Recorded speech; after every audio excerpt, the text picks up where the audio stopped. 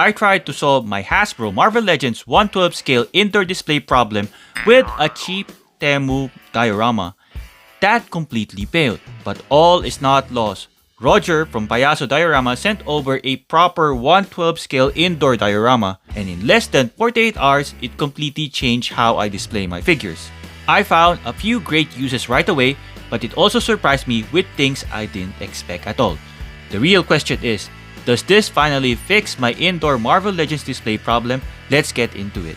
Since late 2021, the look of this channel has basically been built around Roger's IKEA DETOLF street level diorama. It's been the backbone of my setup for years. We've swapped in new pieces along the way to keep things fresh. But let's be honest about the material. Roger uses insulated foam board. It's lightweight, it photographs great, and the detail is solid. But after years of posing Marvel Legends and other 1/12 scale figures with sharp accessories, flash effects, some swords right here, and metal parts, the foam does shed. That's just reality. I've been waiting for a proper 1/12 scale indoor scene for a long time. I tried grabbing a 2D room from TEMU, and that was totally a failure. The scale was completely off and unusable. Just when I thought I was stuck, Roger surprised me with something totally different from his usual street builds. A brand new 2-story indoor mob's headquarters.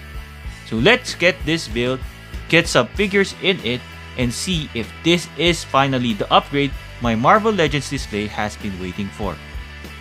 Let's start with the ground floor. This time, Roger actually skipped the gray slab flooring, probably because I keep breaking those, so we go straight into the garage door section. In the past, Roger has given me removable garage doors. This one though is glued on. The brick wall details are sculpted on. The diorama still ships fully disassembled, but honestly, you don't need instructions at all. Roger embeds magnets along the edges of the walls, so each piece just snaps into place. It's very similar to the IKEA DETOLF street level diorama, where I can mix and match and flip the walls depending on how I want the display to look. The left and right side walls are identical, each one featuring 2 doorways. Payaso Dioramas covered the door opening with a thin sheet of brown painted hobby wood. And I'm actually glad it's removable, because now I can use the door I picked up from TEMU, which fits surprisingly well. And for once, the door actually has a purpose. I can open it, close it, and the 1/12 scale Marvel Legends figure can pass properly through the doorway. In the comments below, let me know, do you prefer magnetic dioramas for easy assembly, or do you stick to traditional builds?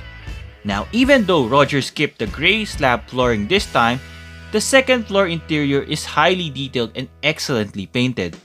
To mimic a real wood floor, Roger actually sculpted individual planks and added a deep paint wash to highlight the grain. Just like the walls, these floor panels uses magnets to snap directly onto the structure. A massive surprise here, Payaso Dioramas included a ceiling light. It's a simple push-on, push-off mechanism, but it's a lifesaver for action figure photography. It provides that critical overhead light that usually gets blocked by the ceiling. To test the ground floor scale, I'm bringing in Marvel Legends Gamerverse Punisher and Nick Fury. We have Punisher on the Marvel Legends Kill Crew cycle with the Maisto 1/12 scale Honda behind him. Everything fits the garage vibe perfectly. I also wanted to test some furniture pieces I grabbed from TEMU. Here is the gang playing cards, and you can see right now MAFEX Gambit, a 1/12 scale figure, isn't happy about losing and charging up his cards. While Deadpool, Maximum Series Deadpool, is coming through the door just in time for the action. Finally, we have the I'm Juggernaut fit test using the massive gamerverse juggernaut. His head is right up against the ceiling. I consider this a perfect fit for a figure this size, this height. I'm amazed he can actually stand straight. Before this test, I was expecting him to hunch over. just like the arcade game Marvel vs. Capcom. I checked with Payaso Dioramas and they confirmed that they specifically designed this layout with taller figures in mind. I was also curious to check the IKEA DETOLF compatibility. The walls themselves fit perfectly, no issues with the width or depth. However, once you add the ceiling piece, it's just too long. It won't allow you to close the DETOLF glass door. To give you a better sense of the interior volume, I've lined up some figures from different brands, including Darna, to show you exactly how the scale holds up across the board. If you found this diorama review helpful, hope you give it a hype, give it a like, subscribe to my channel, and share this with your friends. For places where the figures in this review are available, and of course Payaso Diorama's Facebook page, check out the links in the description below. The second floor consists of 3 walls with an open top design. The main wall features a balcony which is a bit front heavy. It will tip over on its own, so you'll need to snap on at least one side wall for stability. Everything connects seamlessly with magnets. Instead of painting the insulated foam board directly, Roger used a texture cover that looks and feels just like real wallpaper. He even added a paint wash to give it that old and beat up office aesthetics. I'm bringing back the TEMU furniture, specifically this wood desk with functional drawers, to set the scene. For this setup, I've gathered confirmed characters for Avengers Doomsday, Professor X, Magneto, Beast, and Cyclops. As always, Payaso Dioramas designed their diorama to be versatile. You can easily swap this office into a greedy Peter Parker apartment. It's the perfect backdrop for a struggling Spidey trying to make ends meet in a worn-out apartment room.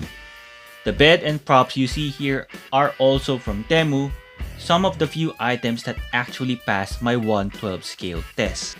In that review, I tested over 30 items, and there is a promo code in the description that will help you get some discount. As a bonus, Roger included some battle-damaged street slabs. These aren't just flat floors, they are sculpted and ready for action. They're perfect for a Hulk smash or a high-impact landing. I used both Marvel Select and the Marvel Legends Maximum Series Hulk to demonstrate this. If you're into kaiju or giant monsters, these slabs look incredible under the weight of Shumagorat or the gamerverse Gargantos. The size of the hole is perfect to reveal a hiding Gargantos, or for his tentacles to punch in through and grab Psylocke. Those are my latest Payaso Diorama upgrades. You'll be seeing much more of this in my upcoming reviews. In the comments below, let me know what Roger nailed on this build and what do you think can be improved. If you want to see how the original IKEA DETOLF diorama works, click the link on the top right corner of your screen. A massive thank you to Roger from Payaso Dioramas for making all of this possible. Make sure to head over to his Facebook page and give it a follow so you can stay updated on all of his current and future projects. As always, I am grateful to you for watching this review. If you want to help support the channel further, click the hype, like, subscribe, and share this with our fellow collectors and toy photographers. I hope to see you in the next one.